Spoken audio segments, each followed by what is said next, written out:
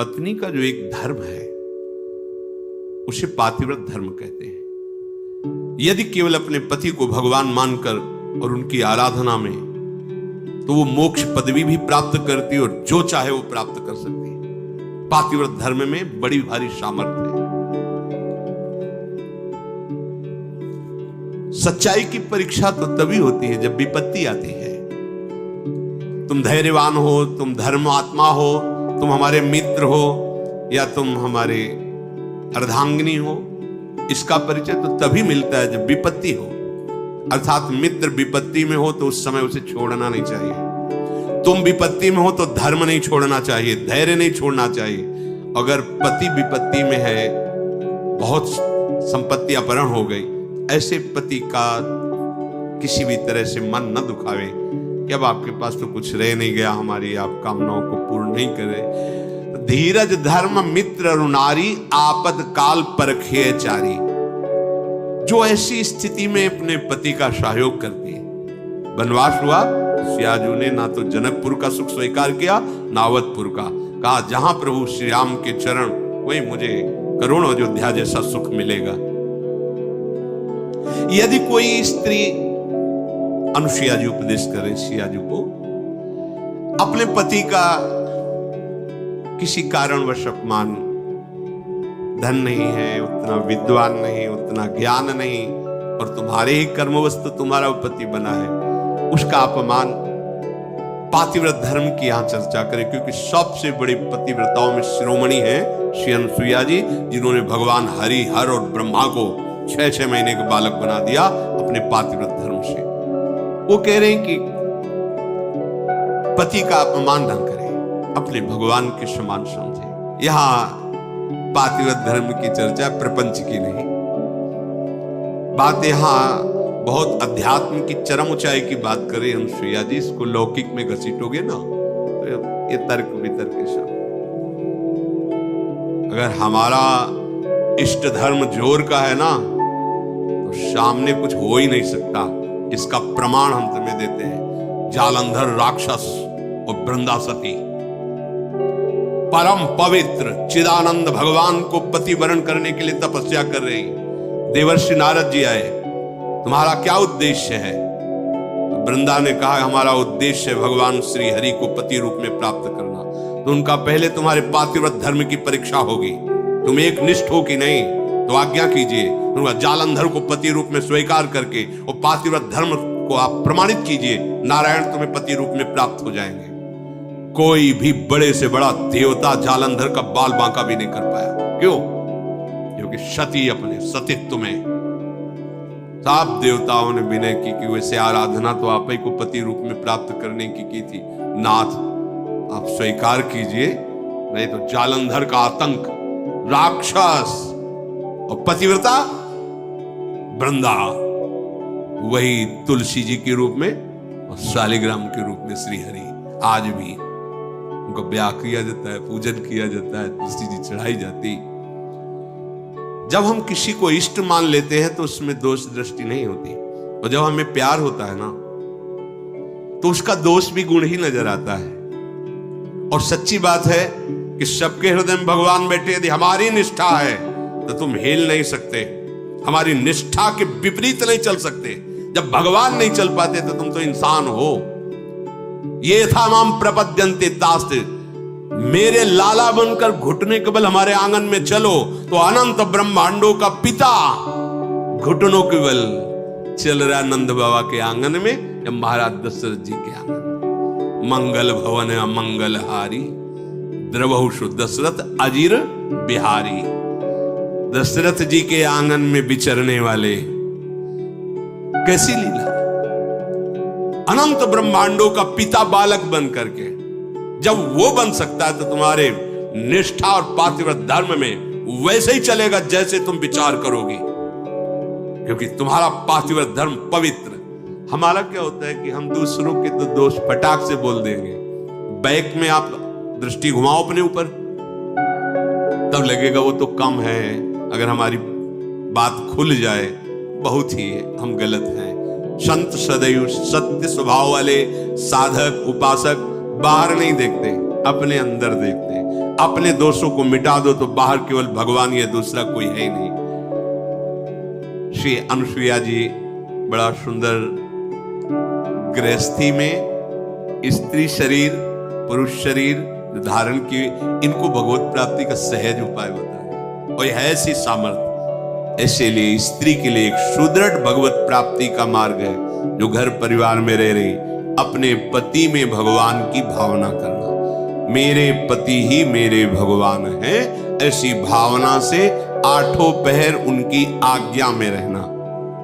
जैसे कोई प्रश्न कर सकता है कि अगर पति ही दुराचारी हो तो शास्त्रों में वर्णन किया गया है कि आप अपने भाव रखिए और फिर विधान जैसा होगा अपने आप दूरी बना दे, क्योंकि आप और आपके पति के बीच में भगवान का भाव है ना, वो संभाल लेंगे, वो आपको बचा लेंगे, वो आपको दूर कर देंगे। ऐसा भी हो सकता है।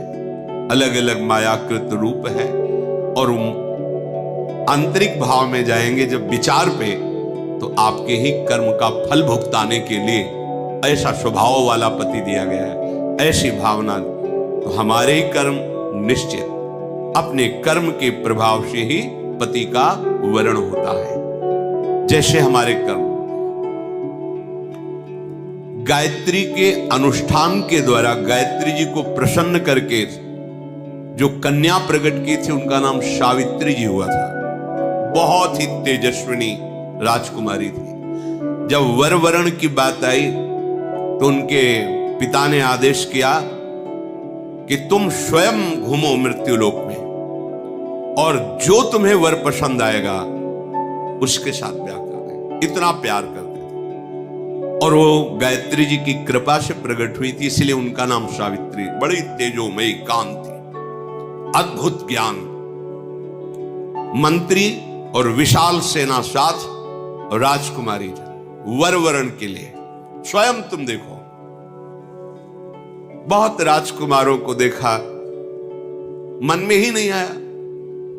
जंगल से गुजर रही थी, देखा एक लकड़हारा लकड़ी काट रहा है, दृष्टि गई, देखते ही लगाए मेरे प्राणपति, रुक गए।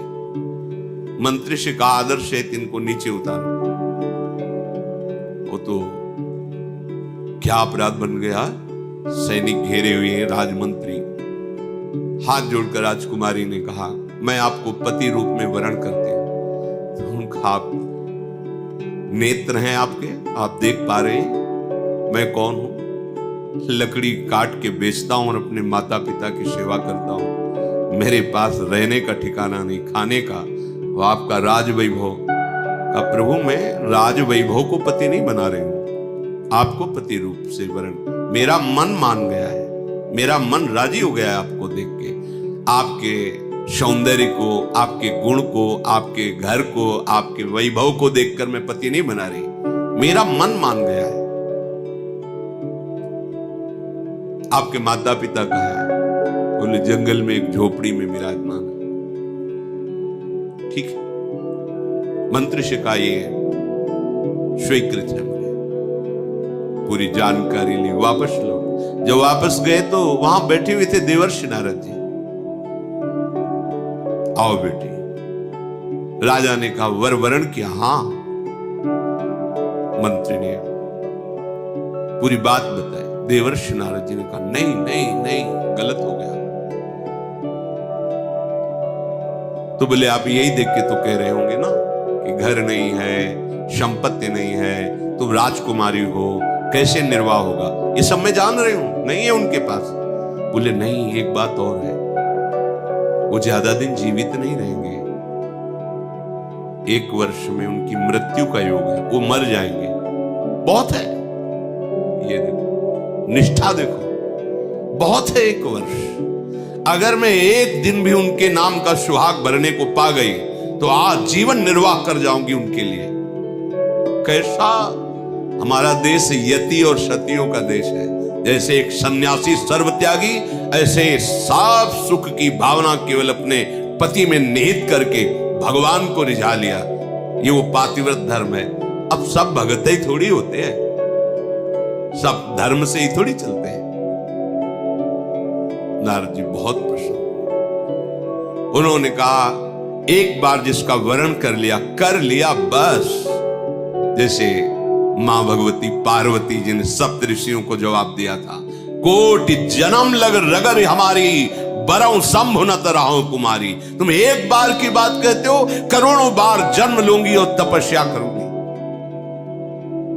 वो वर के रूप में वरण करूंगी तो महादेव को ही वरण करूंगी। माना महादेव अवगुण भवन, विष्णु सकल गुण खाद, जेहि कर मन जेहि सम रमे, ते ही संत। मान गए आपकी बात पर, मेरा मन रम गया है शिव में, करोड़ बार जन्म लूंगी लेकिन महादेव को ही वरण करूं। ये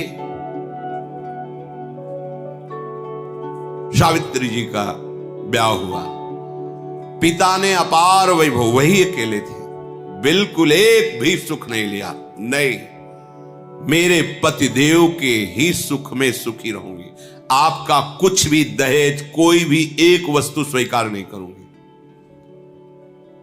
बहुत सत्यवान जी प्रसन्न हुए, उनका नाम सत्यवान, और कहा प्रिय, पता नहीं किस पुण्य और सौभाग्य से तुम्हारी जैसी हमें पत्नी मिली। वैसे मैं भी एक राजकुमार हूं, मेरे राज्य का अपहरण कर लिया गया वैरी राजाओं ने। मेरे माता पिता वयोवृद्ध थे, उनको लेकर मैं जंगल भाग आया हूं और वास कर रहा हूं। पर मैं तुम्हें कैसे, उनको ये पता नहीं कि मैं 1 वर्ष की आयु, लेकिन सावित्री जी को पता है, मैं तुम्हें कैसे सुख प्रदान कर सकता। बोले भगवान, बस आपकी चरण सेवा करके आपको सुखी देखकर मैं परम सुखी रहूंगी।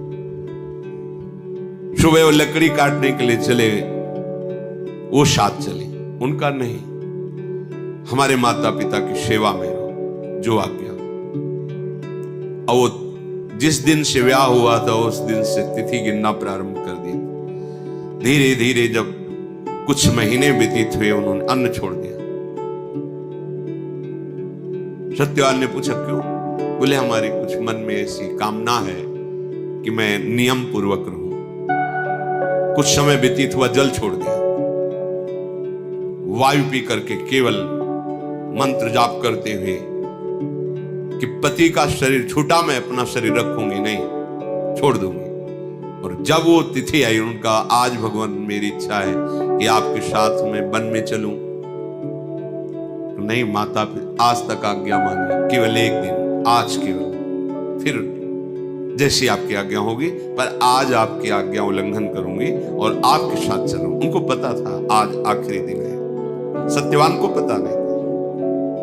गए, चलो, तुमने पहली इच्छा प्रकट की है, अभी तक कोई इच्छा ही नहीं प्रकट की थी, और वो भी इच्छा अपने पति के अंतिम दर्शन और वही प्राण त्यागना, निश्चय इनका यही था। लकड़ी काटने लगे, सावित्री ऐसा लग रहा है मेरा सर फट रहा है। बोले भगवान नीचे आ जाइए, समझ गए, आप लेटिए। सर को अपनी गोद पे रखा, मंत्र चल रहा है, शांत, देखती कौन आता है और मेरे पति का स्पर्श करता है। ब्रह्मचारिणी पातिव्रत धर्म से युक्त गायत्री के अनुष्ठान से प्रकट हुई और मंत्र चल रहा है।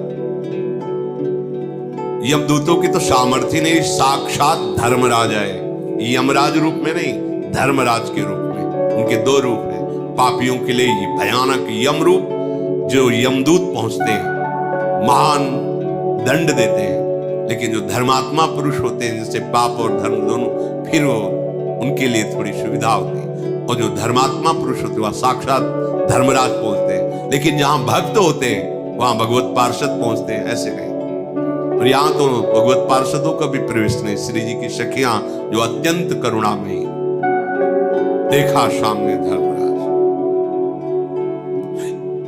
मंत्र का प्रभाव, मूर्तिमान धर्मराज सामने। उनका बेटी, तुम्हें धैर्य धारण करना होगा, वो मूर्छित हो गए सत्यवान। उनके आते ही प्रक्रिया है प्राण घसीटने की, मूर्छा गए।